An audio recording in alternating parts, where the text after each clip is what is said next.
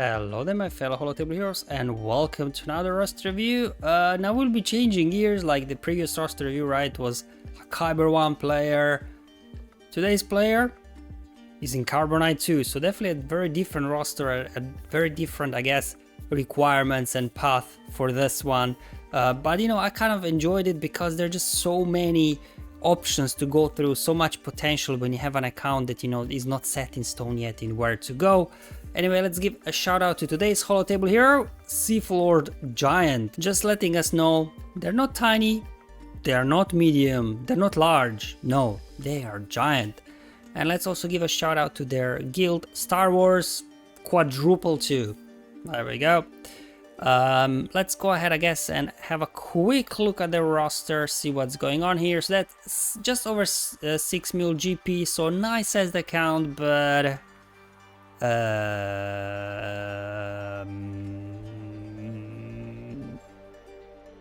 6 mil Nox Galactic Legends. So that, as I said, it's gonna be a totally opposite from a previous review where they had all the Galactic Legends and everything, but still 6 mil GP. It means they, you know, they do have a lot of relics, a lot of teams. So basically what they've told me is that they're close to unlocking their first Galactic Legend, Supreme Kylo Ren. Congratulations, Kylo is amazing. So they'll soon add that. And then what they were asking for is that they need a little bit help with organizing their ships into fleets, like, you know, which to combine them under which capital ship. So we'll be looking at ships there a little bit. And then they feel like that lots of their teams are maybe missing a Zeta or missing an Omicron or something that, you know, could make them really more useful and impactful. So we'll be as well looking, you know, maybe who to Omicron, who to Zeta and things like that. They also have Watambor unlocked, and they were like, well, what do I do with him? Where should I use him, right? Because normally we would use him like with Sith Eternal Emperor or with Trench, but they have neither of those, so we'll be looking at that as well. They also gave me a list of things that they are farming and gearing. So, you know, they've said they're working on CLS, Chewie, 3PO, Padme 3PO for gas, Savage, Darth Revan, Jolie, Zori, Stab, Captain Rex, Visas for Starkiller, Outrider, Punishing Wand, IG 2000 Marauder, Y-Wing, TIE Defender, and things like that. So, you know, they're busy, you know, gearing up, leveling up their rosters. Definitely seems like they know, you know, what they're kind of doing. They know what path they want to take. They just maybe want a little bit of an input just to maybe let them know, hey, you're on the right track, or maybe tweak here or there, something. So let's, I guess, have a look at ships first, how we can organize the fleets. So let's start off with Galactic Republic. Now they do have Negotiator 7 stars, which is great. They also have Endurance with a little bit lower gear mace. So where they still need to work on their Galactic Republic fleet, obviously, is farming up Y-Wing, which they said they are anyways, and Marauder as well. They said they're farming up. So yeah, just continue the Marauder and Y-Wing farm to complete your Negotiator fleet. Maybe bring Bad Batch to like pre-Cairo. Is it at a gear 8 or something, level 85, just, you know, just to give a little bit more juice to Marauder. I think will help you also. So for now, yeah, the starting lineup, I think I would go with Ahsoka, Anakin, and Y-Wing. Even at 4 stars, I would still go with Y-Wing. And then once you have Marauder a little bit more developed, Marauder can replace Ahsoka. Now let's look at their first order fleet, because they obviously they do have Supreme Kylo Ren on, well, they're unlocking Supreme Kylo Ren. They do have this, but no TIE Echelon. So you really, like, I almost feel like TIE Echelon should be the highest priority ship for you to farm, just because, you know, it really pushes Finalizer to the next level in terms of viability for offense. You don't have to rely on things like using Houndstooth and things like that. So I would definitely strongly consider, you know, farming TIE Echelon first. So what do we have next? Oh, we got Rebels. They do have Von 1, Relic Free Akbar, nice. Looks like they are working on Hunt Falcon to get them to get to 7 stars. Same thing with Outrider. They got Y-Wing at 7 stars. So more or less, their home one fleet, you know, is good to go. Just, yeah, Falcon and Outrider to 7 stars, and that's, you know, it's a totally serviceable fleet. for, you know, where they are in Carbonite 2. Let's look at their Empire. So they have obviously Executrix and Chimera. Let's get thrown a little bit, right? At least to gear 12, just to make Chimera a bit more viable. And you know, they got the core ships, I guess, the core 5 Empire ships. So, oh yeah, gear up Iden as well, at least to gear 12 as well, just to make TIE Defender more useful. So, it's, you know, a serviceable Empire fleet. Again, you know, we are in Carbonite 2 here. Let's keep that in mind.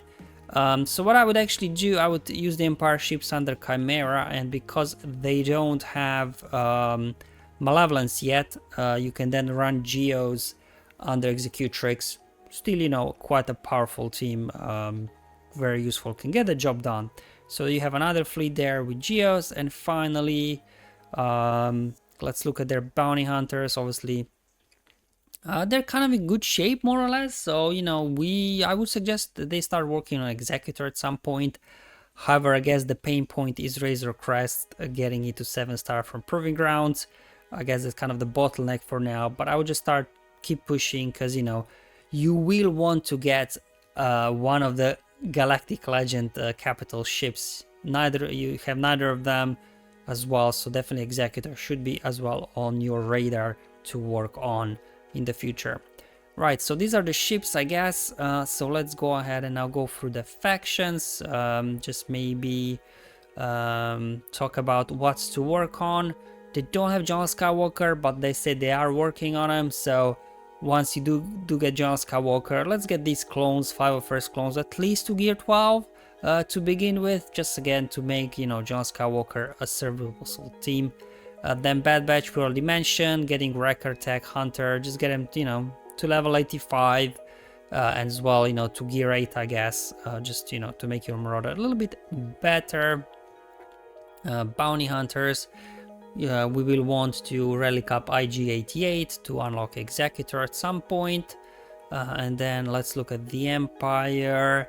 As mentioned before, yeah, let's level up Iden. You're already farming TIE Defender, so we need Iden at least, you know, gear 12, 7 stars. So you will want to work on her. As mentioned as well before, get thrown to gear 12, so, you know, just to make Chimera more useful. And then as well, we will want to relic up TIE Fighter to unlock Executor further down the line, once we have Razor Crest ready at 7 stars. Galactic Republic, yeah, so as they mentioned before, we need to work on Padme and C-3PO to unlock, was it General Skywalker or something like that from their notes. And also worth mentioning that we need to write 3PO to unlock Jedi Knight Luke, right? And then Jedi Knight Luke will lead into Jabba unlock, so, you know, this will also work nicely there. Speaking of Jabba, they've got all the Hutt Cartel, right? Just a few more relics on Boba to be able to unlock Jabba, so they are relatively close. They just, I think, need Boba to relic 7 and then Jedi Knight Luke to relic 7, I think, and they'll be able to unlock Jabba as well, so that's very nice. Let's look at the Jedi. Yeah, so they mentioned they're working on Jolie for Jedi Knight Revan, but Jedi Knight Revan is not geared up yet. So I would almost hold off on the Jedi, gearing up Jedi until you get Jedi Knight Luke, because without Luke, really, this Jedi team doesn't really have a damage dealer. Yoda's only gear 12 at the moment, so I would just maybe hold off for now until you get Jedi Knight Luke, and then again jump onto gearing up your Jedi. Oh, and also worth mentioning that, you know, when you have Jedi Knight Luke and Jedi Knight Revan, then you can complete Assault Battle for the Jedi, so it's going to be very nice, you know, extra signal data and Kairos for you. Let's look at Mandalorians. Obviously, we'll want to work on Beskar Mando as well at some point, you know, just to go hand in hand with Razor Crest and Executor and things like that. Night Sisters, looks like they got the Night Sister Lightspeed bundle, which is great. So maybe we want to slap an Omicron over on Marin, right, for the OG Night Sisters, and then at some point as well farm up and gear up Morgan and Elsbeth, just, you know, that you take full advantage of the Lightspeed bundle that gave you so many Night Sisters that you can then have 2 solid Night Sister squads, which again will also be able to complete a Night Sister Assault Battle for you, giving you more signal data, more Kairos on monthly basis. They got Phoenix. Yeah, so let's just, I guess, complete the Phoenix squad, get Captain Rex up to relics as well.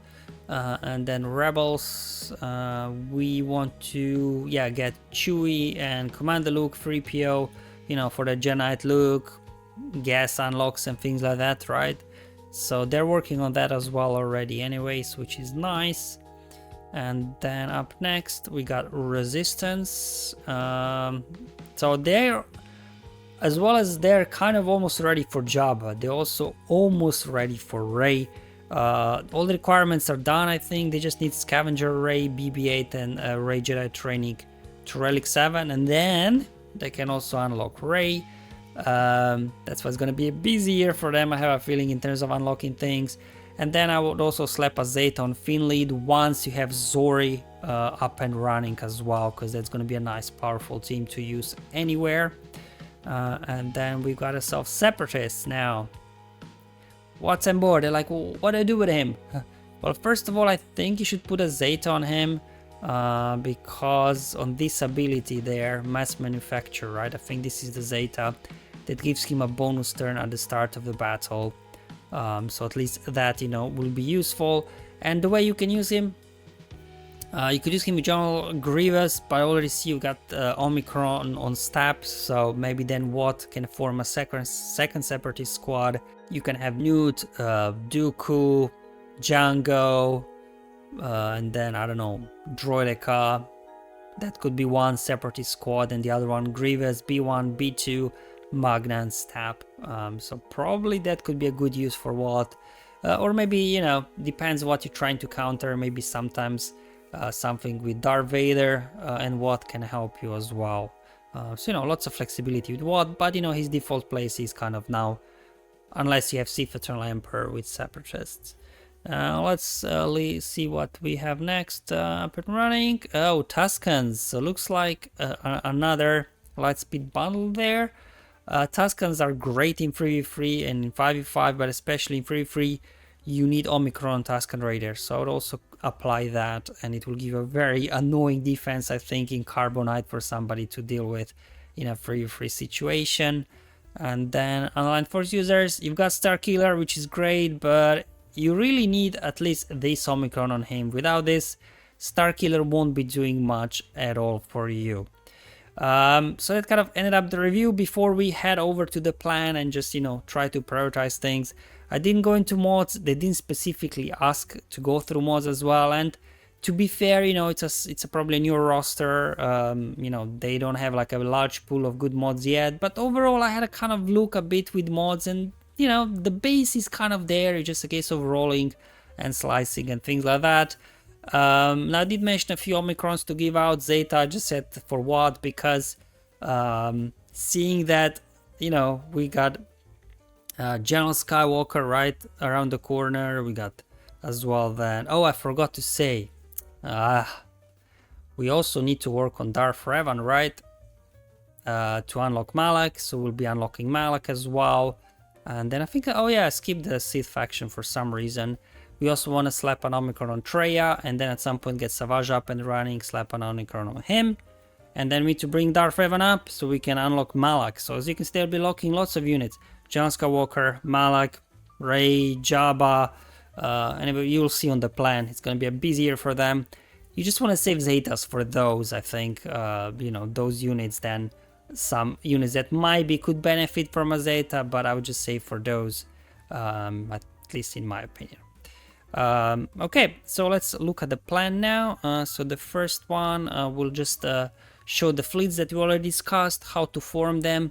So we got Negotiator fleet. Once Marauder is more leveled up, replaces Ahsoka in starting lineup.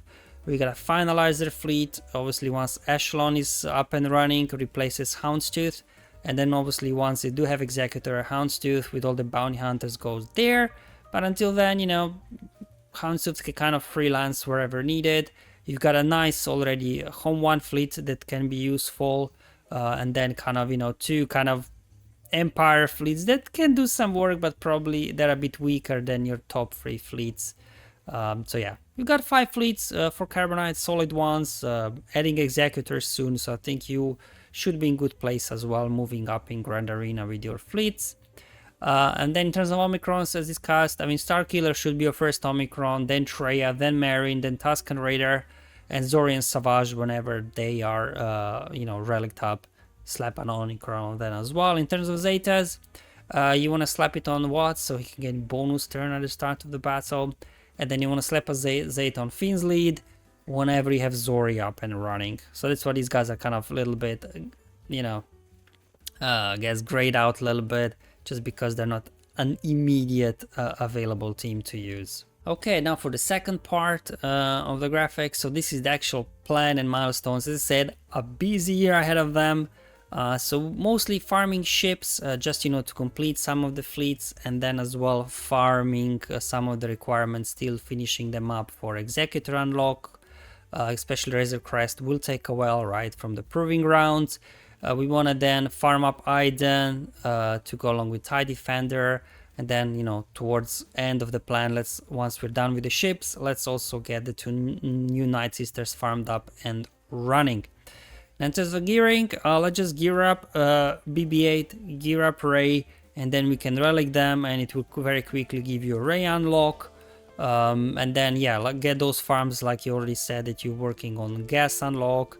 Let's get then C-3PO and Padme done. This will unlock you General Skywalker. Then let's also wrap up CLS as well as Chewie. This will then give you Jedi Knight Luke unlock as well. So we got one Galactic Legend, two legendary unlocks so done already. Now that you do have John Skywalker, let's also gear up those 501st clones, at least to gear 12, just that they're a little bit more serviceable to begin with. And then what we want to do is transition over to relicking up your Jabba requirements, which most of them are kind of there. Obviously, the most work Jedi Knight Luke will need because he's not even unlocked yet.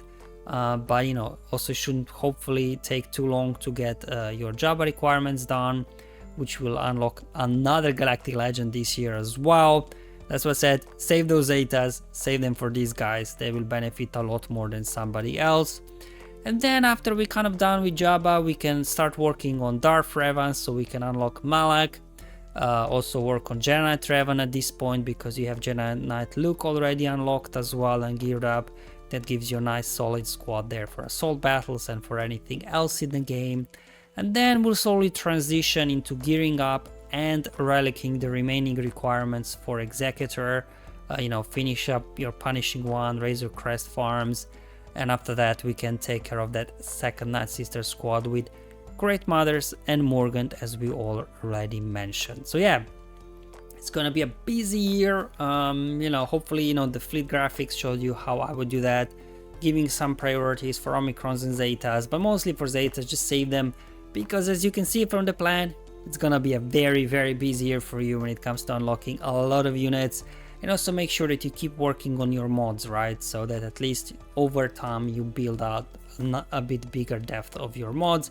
But again, I had a look at the mods, and overall looks like they know what they're doing in terms of what sets they're putting on and things like that.